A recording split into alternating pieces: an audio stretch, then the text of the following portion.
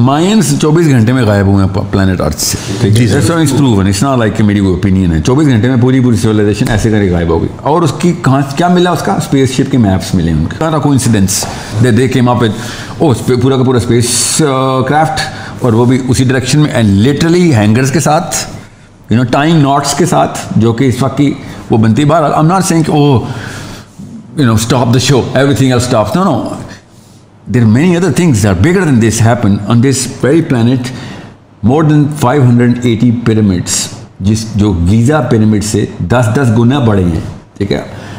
उन तमाम की लोकेशंस, छोटे बाकी के पिरामिड्स तो ढूंढने पड़ते हैं क्योंकि वो आप अंडर द वो आ गए ना, whatever the dirt that we already have. जैसे चाइना के सबसे ज़्यादा पिरामिड्स चाइना में, जो itself the use of pyramid है वो theorize नहीं है खाली, ओके। इस कौम ने आके किया क्या था, ये बाइबल ये कहती है। ये कौम आती थी और दुनिया में अपने सीड को प्रिजर्व करती थी, लाइफ को, औरतों को, तक के जानवरों को भी उन्होंने इस्तेमाल करना शुरू कर दिया था। और बाइबल कहती है कि नूह ने मेल और फीमेल तो उठाए थे, मगर सिर्फ साफ जानवर को, सारे साफ जानवर उठा लिए थे। कुरान कहता है कि मेल और फीमेल उठा लो, तो कुरान से साबित होता है कि जानवर तो उठाए थे, एक तो पक्की बात, दूसरा एक जोड़ा उठा लिया था। वो कहते हैं जितने भी साफ जानवर थे उठा लिए थे। साफ का क्या मतलब हुआ कि कुछ गंदे जानवर थे। गंदे क्यों जानवर होंगे?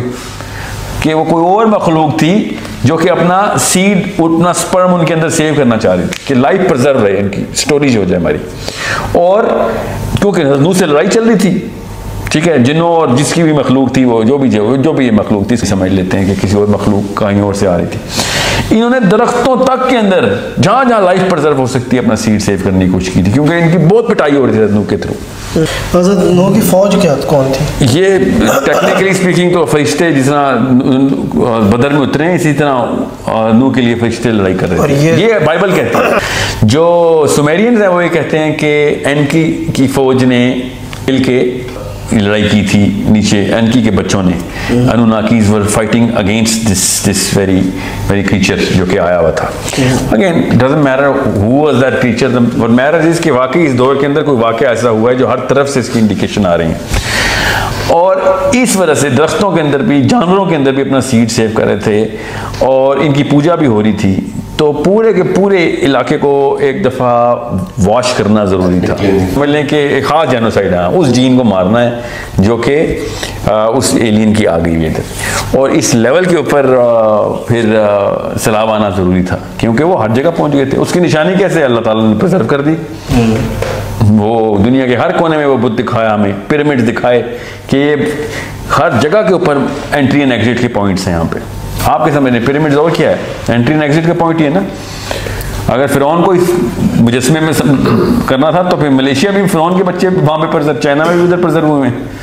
ये फिरौन का कोई ताल्लुक नहीं पिरामिड्स के साथ। फिरौन ने अपने मोहल्ले में पिरामिड्स देखे जब, तो उसने कहा यार अच्छी शक्ल है, यहाँ पे कब्रिस्तान बना देता अपना। लिटरली ऐसी हुआ है, वरना चाइना में तो कोई फिरौन नहीं था ना, ठीक है।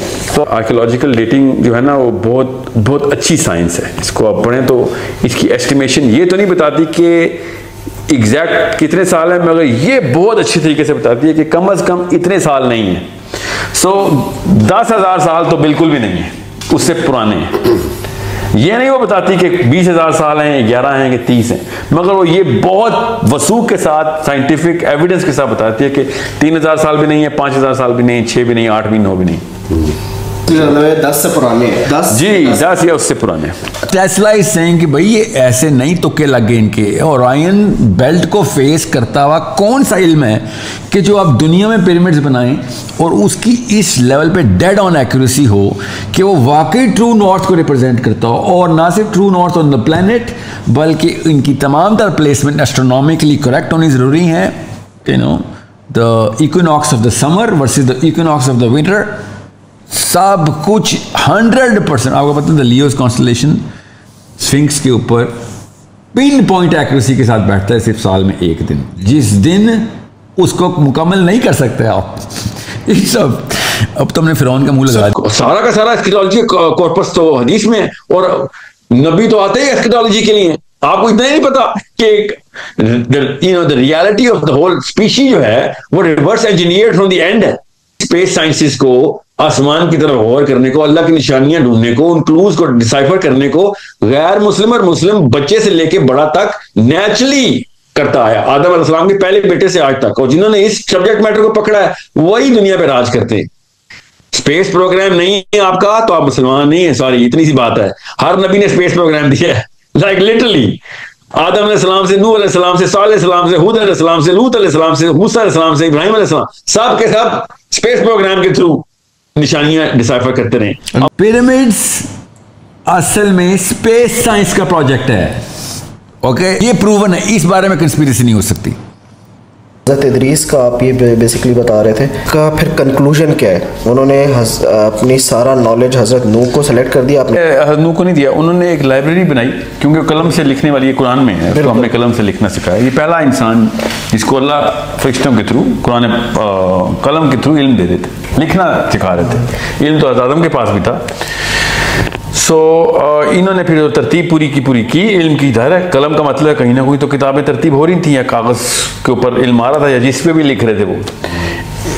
ये इन बुक ऑफ इनॉक बताती है कि इन्होंने एक लाइब्रेरी बनाई थी। सुमेरियंस कहते हैं कि वो लाइब्रेरी गीज़ा पिरामिड के नीचे बॉटम में बनाई थी और बाकायदा एयर वाटर टाइट किया था उसको, क्योंकि उनको सैलाब का पता था। उन्होंने जान के ऐसी जगह पे बनाई कि जहाँ पे पानी ना आ सके, ठीक है, मतलब पानी ऊपर से तो गुजरेगा, नीचे ना आ सके।